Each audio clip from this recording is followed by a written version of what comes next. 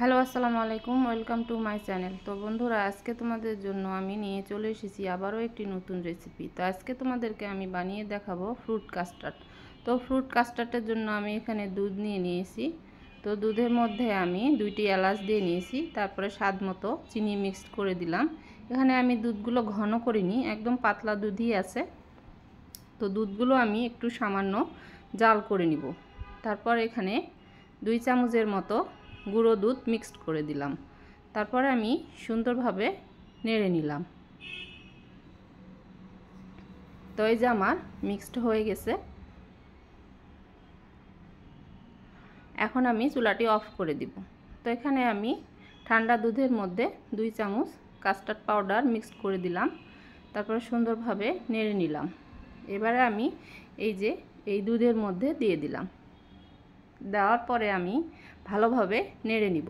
তো একদম ফুটন্ত দুধের মধ্যে দেওয়া যাবে না, একটু সামান্য ঠান্ডা হয়ে গেলেই মিক্সড করা যাবে। তো এই যে আমার কাস্টার্ড দেওয়ার পরে সুন্দরভাবে কীরকম থমথমে হয়ে গেল। এখন আমি এগুলোর মধ্যে বিভিন্ন ফ্রুটস মিক্সড করব। তো আমি এখানে কলা, আম, লিচু, মিষ্টি এবং খেজুর ছোট ছোট করে কেটে নিয়েছি। এখন এগুলো আমি সুন্দরভাবে মিক্সড করে দিব। তো এখানে আমি সামান্য একটু সাবুদানা সেদ্ধ করে নিয়েছি।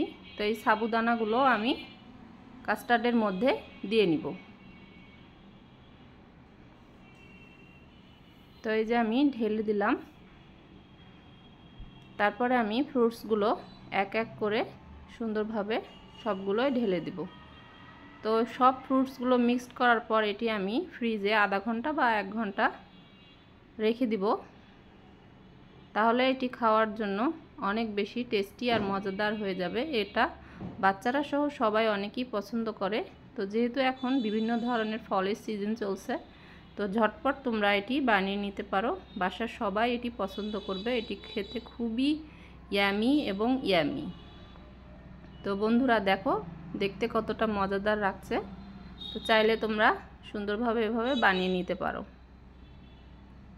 তো বন্ধুরা, যারা তোমরা আমার চ্যানেলটি এখনও সাবস্ক্রাইব করোনি, তারা ঝটপট আমার চ্যানেলটি সাবস্ক্রাইব করে আমার বন্ধু হয়ে যাও আর আমার ভিডিওগুলোতে লাইক, কমেন্ট, শেয়ার করো।